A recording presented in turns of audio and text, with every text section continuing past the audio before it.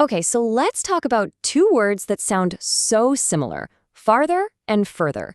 Which one is right?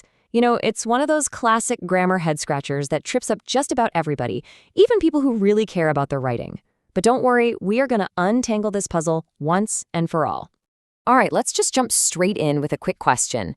Which of these just feels more correct to you? I can't run any farther, or I can't run any further? Just make a mental note of your gut reaction, because I promise by the end of this, you'll know the answer with total confidence. So, were you a little hesitant? If you were, you are in very good company. This is a classic case of mistaken identity in the English language.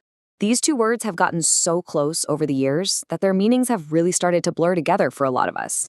But, and this is the good part, there is a key difference, and it's actually way simpler than you might think. Before we get into all the strict nitty-gritty rules, let's just start with a really simple analogy. Think of it like this. Farther is for journeys you can track on a map, while further is for journeys you take in your mind, like in a conversation or a project. At its core, one is about physical miles, and the other is all about abstract ideas. And here it is, really, the golden rule. You use farther for literal physical distance, anything you could actually measure with a tool. And you use further for that metaphorical or figurative distance, the kind you just can't measure. So let's break down that first part. When you're talking about a journey you can measure, your word is farther. And here's an easy way to remember it. It has the word far right in it. That's your clue. It's all about how far something is in actual physical space. And just look at these examples. Every single one is about a distance we could, at least in theory, measure. The miles between cities, the distance to a gas station, the length of a throw. If you can ask the question, how far, and get an answer in feet or miles, farther is your word. It's as simple as that. All right, now let's switch gears to further. This word is what takes us away from the physical world and launches us into the abstract. We're done with maps and rulers. Now we're talking about things like concepts, conversations, and progress. Check these out. You can't measure the distance from the truth with a tape measure, right? And pushing a theory further isn't a physical act. These are perfect examples of that figurative distance, and that is the exclusive territory of the word further. But here's the twist, and it's a big one.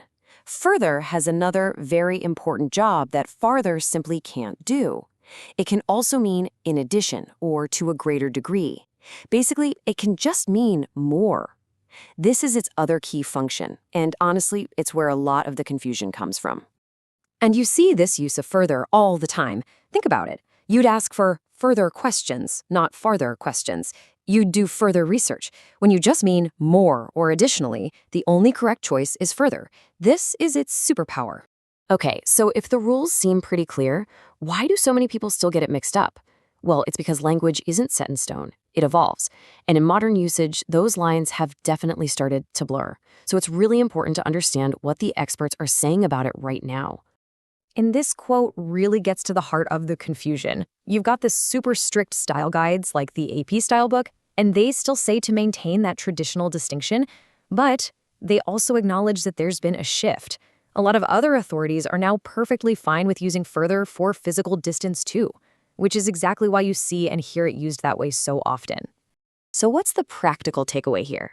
Here it is. While using further for physical distance is becoming way more common, using farther for physical distance is never wrong. It's always going to be the clearest and most precise choice. If you want to show that you know the distinction, your best bet is to stick with farther for anything you can actually measure.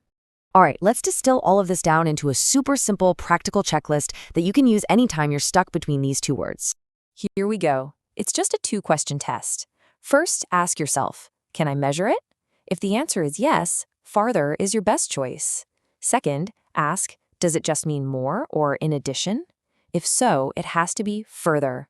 And here's your bonus tip. If you're still not sure, especially if you're just talking informally, further is often the safer, more versatile choice nowadays. So, let's go all the way back to that first question. I can't run any farther is the most precise choice because running is a physical distance. And now you know exactly why. You see, mastering these little distinctions isn't just about being correct, it's about being clear. And clarity in language gives your ideas real power. Which leaves me with just one final question for you. What other common mix-ups should we untangle next?